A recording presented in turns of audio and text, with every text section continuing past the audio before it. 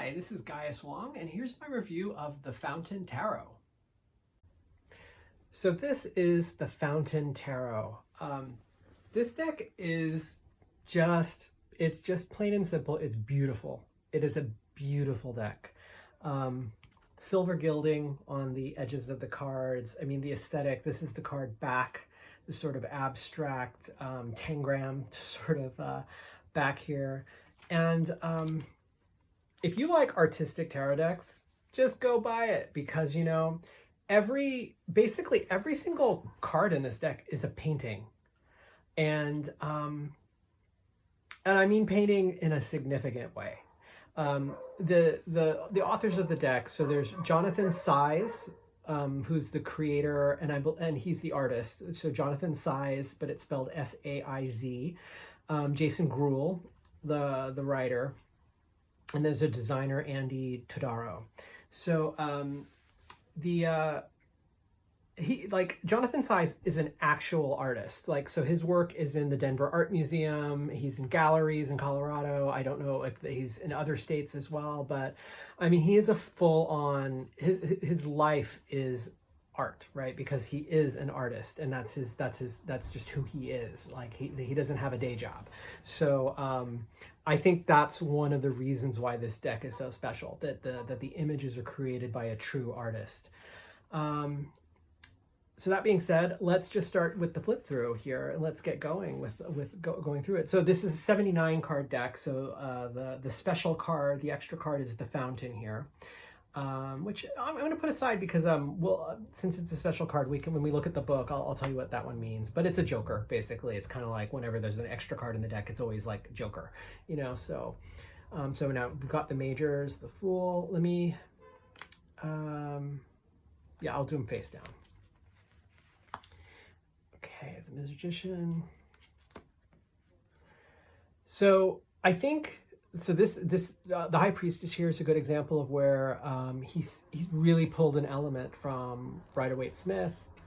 But I would say, like, for the most part in this deck, I believe that most of actually, let me pause while we're on the Emperor, because there's a lot of geometry in the deck. So you can see that he's holding this sort of cube, which is, it's not exactly MC Escher-like, but it's kind of bent. The perspective is bent a little bit, and it's a little bit, it has a little bit of that MC Escher quality to it. Some of the shapes do.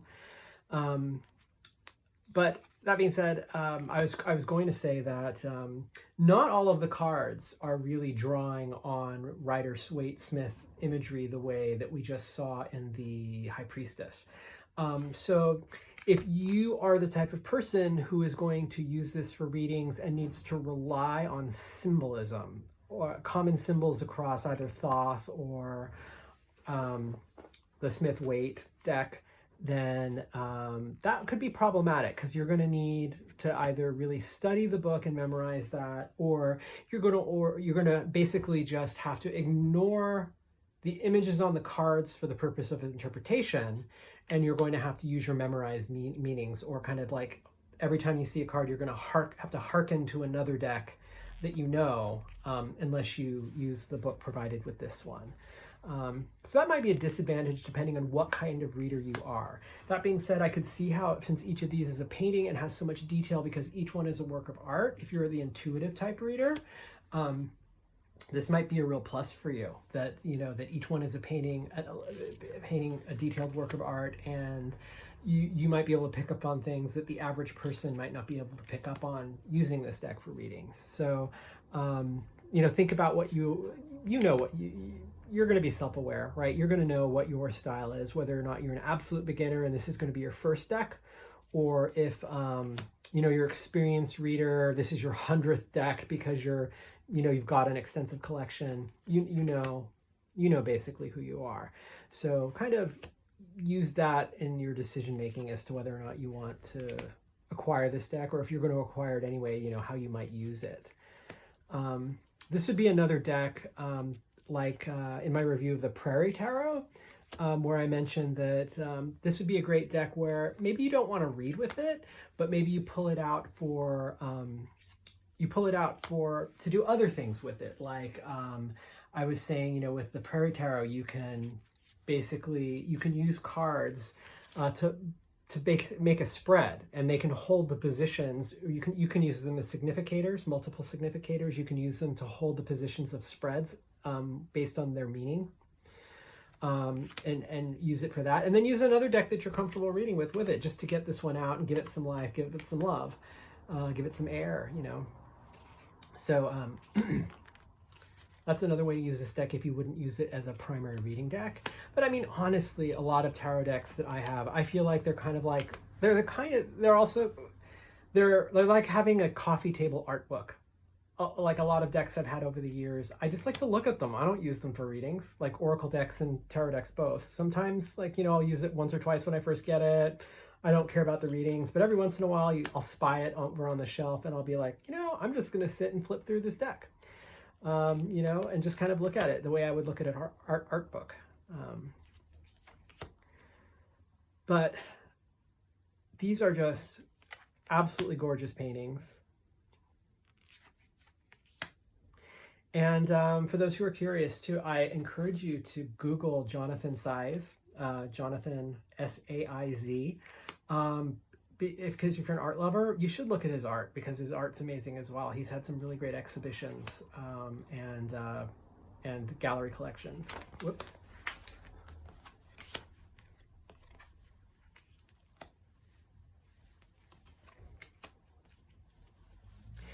One of my favorite decks, mostly because it is it's the first tarot deck I ever had. The first tarot deck I ever got in high school was the Heindel Tarot, Haindl. And I think I like the Fountain Tarot so much because of the, I should put the book up so you can see the words too.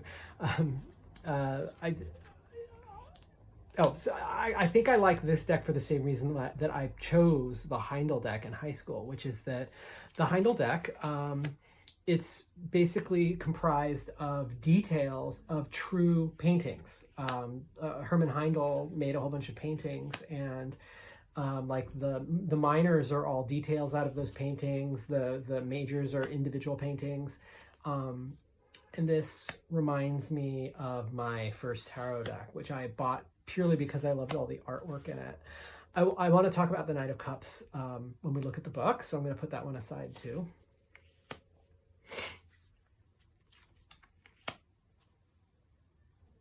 Another geometric, really great geometric. This reminds me of an artist. I'm bad with artist names. I can't recall the name of the artist, but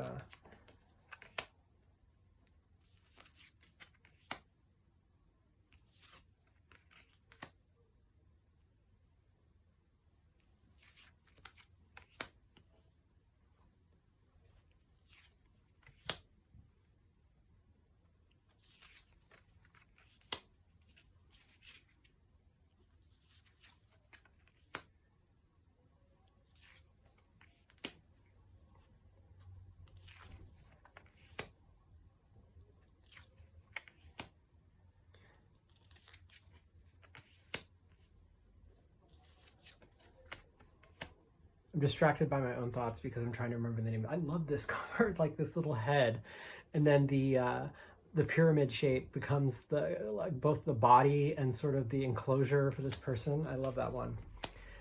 And we're down to the coins, so we're almost all the way through.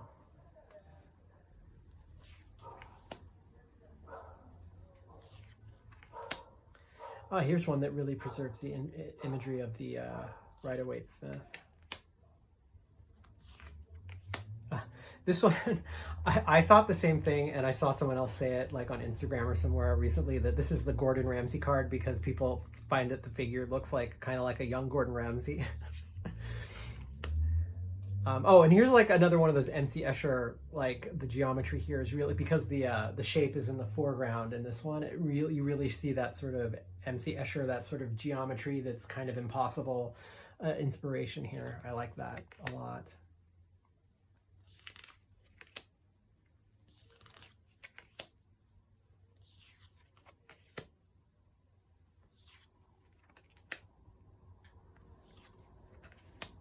there we got through the deck. So now I want to read, to give you a flavor for how the book is. Let's look at the entries for the Fountain, which is the special card with the deck, and the Knight of Cups. I think the Fountain's at the end of the majors. So there we go. Okay. So the Fountain, the key word is be, as in the verb to be, be. The Fountain exists outside and beyond the cycles of birth, death, time, and form. It is the nameless, changeless source of which everything is a part. It is the waking from the dream of separateness and identity, and the recognition of one's self as not only connected to all things, but all things. Divine nature. When the Fountain appears in your reading, relinquish all illusion of control and remain quiet. It invites you to observe, master,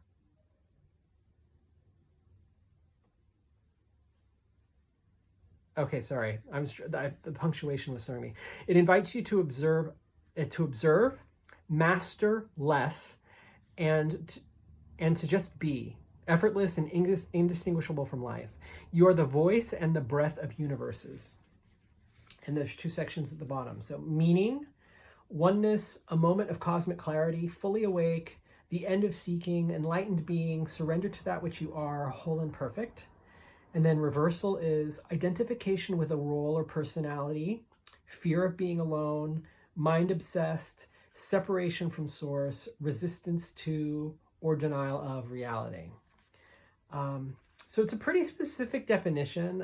Some decks that come with jokers are kind of a little bit more vague than that. It's just kind of like the all possibilities card, like the way a joker can be wild. This one it's much more specific in its sort of existential basis here.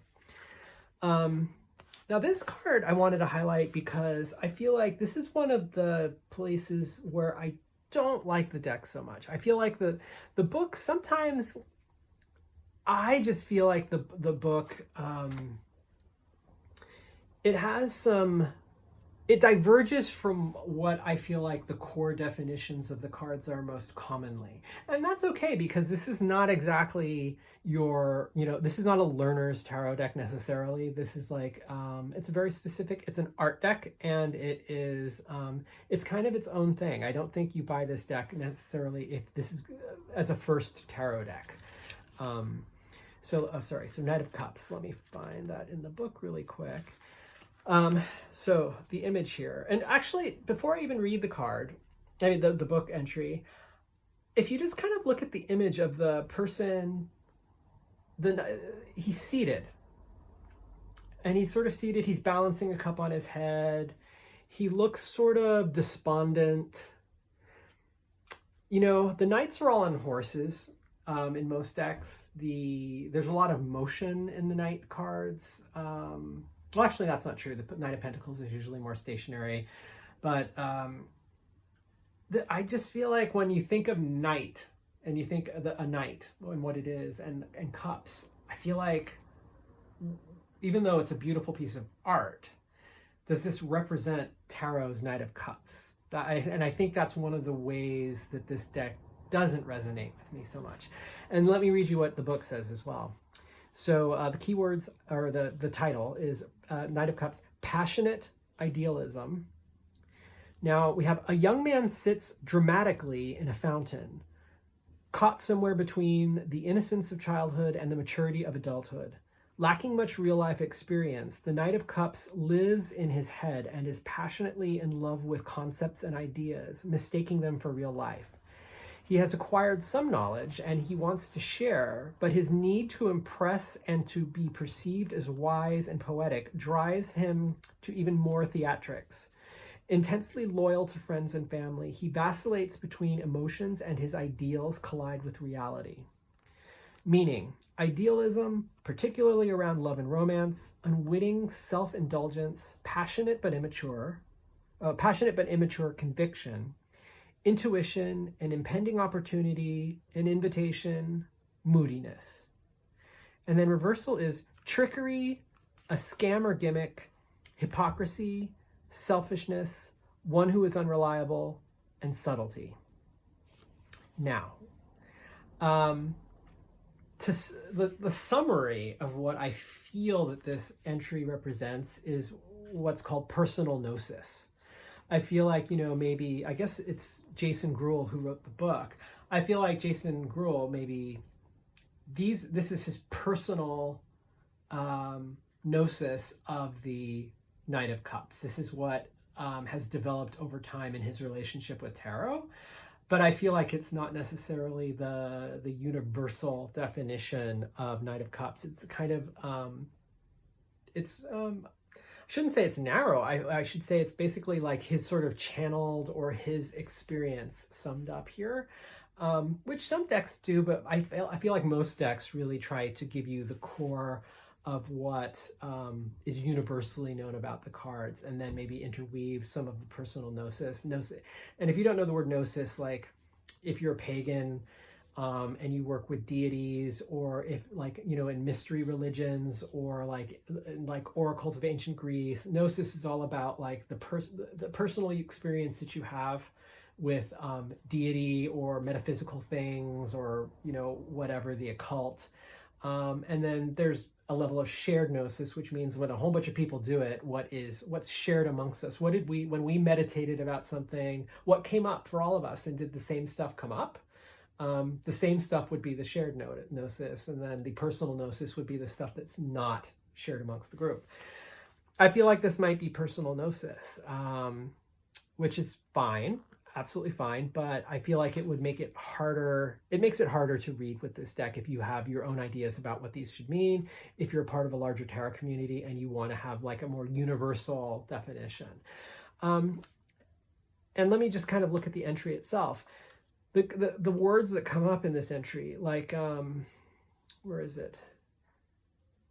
The first part, makes sense for knights, like, caught between the innocence of childhood and the maturity of adulthood, lacking much real life experience. I feel like the phrase lacking much real life experience is more appropriate for pages than knights, because, a knight doesn't go out on an adventure unless they have some training and under their belt. You don't send a knight off on a quest if they haven't been trained to some degree.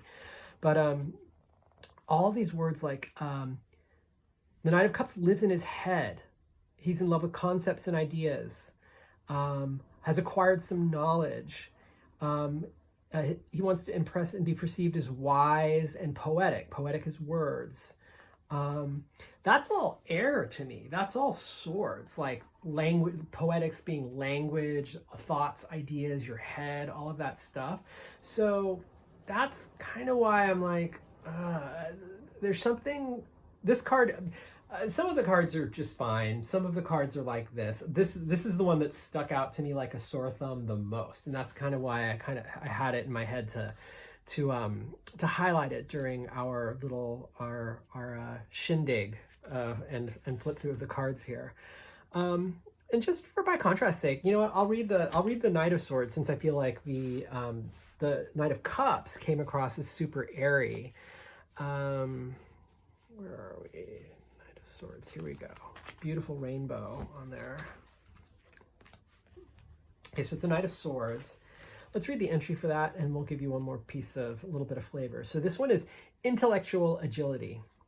If knights are heroic, restless, and fancy themselves invincible, the Knight of Swords is all of these things, amplified. Representing the adolescent spirit, his intentions are pure and passionate, but they can also be impulsive, quick-tempered, and at times careless. He loves a good mental challenge, but he doesn't like wasting time. If an idea is practical, thoughtful, and well-planned, he will navigate the most tangled of obstacles to assist achieving creative and rapid but perhaps risky success. Bold solutions, analytic agility, rapid change, tenacious idealism, hasty action, cunning. Reversal, apathy, self-righteousness, thoughtlessness, arrogance, unreliable behavior, extravagance, and trivia. Now, with the Knight of Swords and the Rider-Waite Smith, that's the fastest moving of the knights. The horse is like speeding along, the clouds look like they're zooming by in the background and stuff. The thing is, like, he looks like he's a little, like, almost balancing on a beam here. The the beauty of this deck on, is there's immense beauty in this deck on one hand, but the problem I find with this deck is that the images don't necessarily evoke the meanings that you need in the cards. Like, for instance, the Fool, because we already know what the Fool looks like from other decks, you can get it, because this looks like he's standing on a cliff-like object and whatever, right? But, the Knight of Swords, I don't know. And especially the Knight of Cups. Like, if you didn't already know what these cards were supposed to be about, either by using your own definitions from prior tarot study or using the book, you're kind of lost. So this is the kind of deck where you cannot just, I don't feel like you can just read with this deck out of the box. Like, you just open the box and start reading with it. Unless you're like 100% intuitive, or you're like a psychic reader and you have that, if you have the connection to the deck itself and you can just, tune straight in like a radio, then you could probably use it out of the box. I would say most human beings, though, could not use this out of the box. It would take either a lot of study of the book, or you'd have to bring in prior knowledge in order to really make use of it. That being said, I'm glad I got it, because it is an absolutely beautiful deck. It's one of those ones where I like to just pull it out just to toy with it, just to look at it. And it's one of those ones where I don't mind using it as like a placeholder if I'm doing a spread that's based on tarot cards as positions. The other problematic thing about this, so what do I have? I've had this for a while. So I have printing. Is there a printing? Did the publisher do it? Well, the copyright is 26. Oh, here it is. Did they put a printing on here? The printing of the book is not indicated, so I don't know if I have a first or a second printing of this deck, but mine's old. So basically, if you were to buy one today in 2021, when I'm posting this video, you're going to be getting a different printing of this. I bring that up because there's a pronounced burr on the edges of the card, which means on this deck, basically, if we look at the backs, there's like a curved edge because of like the slicer went this way, up or down on the face of the cards. And so what it is basically left on the edges of the cards is there's a ridge. So how should I, so basically, if my hand is like the card, the edge all the way around is going to be pointing that way. So that means the cards are basically fitting together like stacked plates, like when you stack dinner plates, and you know how they kind of nestle in each other. So what happens when you shuffle this deck is that if you shuffle it face down, because they're all being kind of held together by not only the gilding, but because of that burr, they really clump together. Like, you can see that you get big fat clumps of cards. And so if you're doing a riffle shuffle and you want a lot of randomization, you're not going to get it. Now, that being said, let me try to yank them apart and shuffle them the other way. If you shuffle them face up because of the burr, then they do separate because of your thumb. So if you don't mind shuffling them face up, you can get a good riffle. So those are twice as mixed as just about twice as mixed and much more interleaved than what I just did with them face down. I don't ever see people doing that though, face down, face up shuffling. The other thing is, if you do this shuffle, or if you do the mishmash shuffle where you just kind of spread them on a table and mix them all around, I don't think that the burr will bother you. But if you're a riffle shuffler like me, that burr is just going to mean that every time you pull out this deck to shuffle it, it's going to be clump, clump, clump, clump, clump, and they're just going to stick together, and it's going to suck. So that's just kind of an FYI on the way the cards are cut. That being said, I bought these years ago, and so I would hazard a guess that whatever you would buy today in 2021, they were probably manufactured slightly differently, and you might not have that experience at all. But I thought I would give you that warning. The cardstock is nice. It's a matte finish, and it doesn't have like the kind of coating that's going to chip around the edges. So I think from that perspective, they're very nice. They feel good to the touch. They're sort of like not a silkiness, but they feel nice. They do, like the texture of the paper. And the box has a magnetic clasp on it. I should mention that too. Is there anything else I want to say about the deck? I think I covered everything I wanted to cover. So again, like if you love works of art, great deck. I would say this is a little more advanced. I wouldn't want you to purchase this as your first tarot deck, and I wouldn't necessarily say that it's easy to read out of the box unless you are psychically linked to this deck. You know what I mean? So in any case, I hope this was useful to you, and take care.